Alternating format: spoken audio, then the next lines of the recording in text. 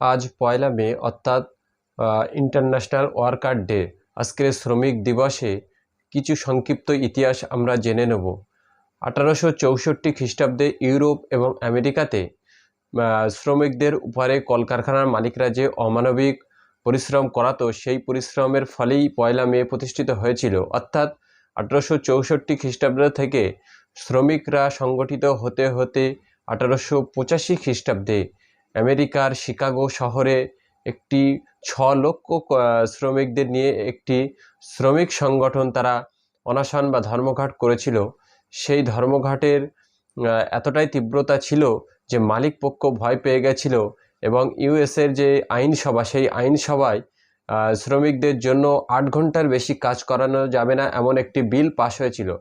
কিন্তু এই ১৮৮৫ সালে এই বিলটি পাশ হওয়ার পরেও এই বিলটি কলকারখানায় অর্থাৎ মালিক পক্ষরা তারা এই বিলটিতে যে ৮ ঘন্টা শ্রম দেওয়ার কথা ছিল সেই আইনটি তারা মানত না এবং শ্রমিকদের সেই ১২ ঘন্টা ১৪ ঘন্টা অমানবিক পরিশ্রম করিয়ে তাদের পারিশ্রমিক ৮ ঘন্টা দিত। এমতো অবস্থায় ১৮৮৬ খ্রিস্টাব্দের ১লা মে শিকাগো শহরে ৬ লক্ষ শ্রমিক আবার সংগঠিত হয়ে তারা সেখানে ধর্মঘট পালন করতে থাকে এবং ৩রা মে সেই ধর্মঘটের ভিতরে পুলিশ গুলি চালায় এবং ১১ জন শ্রমিক মারা যায়।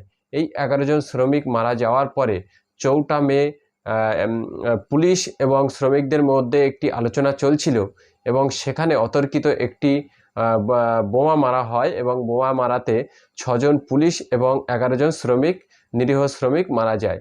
এই যে বোমটি মারা হয়েছিল এটা ছিল মালিক পক্ষ থেকে মারা হয়েছিল, যাতে করে একটি বদনাম শ্রমিকদের উপরে চাপিয়ে দেওয়া যায়, যাতে করে যে শ্রমিকদের এক বদনাম হবে এবং তাদের অনশন বা ধর্মঘটটি সেখান থেকে বিলুপ্ত হবে।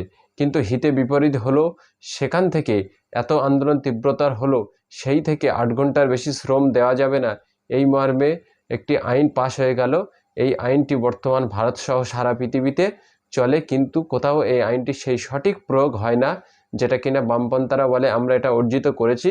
কিন্তু বর্তমান দিনে আজকে ভারতসহ কোনো দেশেই সঠিক শ্রমিকদের ৮ ঘন্টার বেশি খাটিয়ে নেওয়া হয় এবং শ্রম দেওয়া হয় ৮ ঘন্টার থেকেও কম টাকার।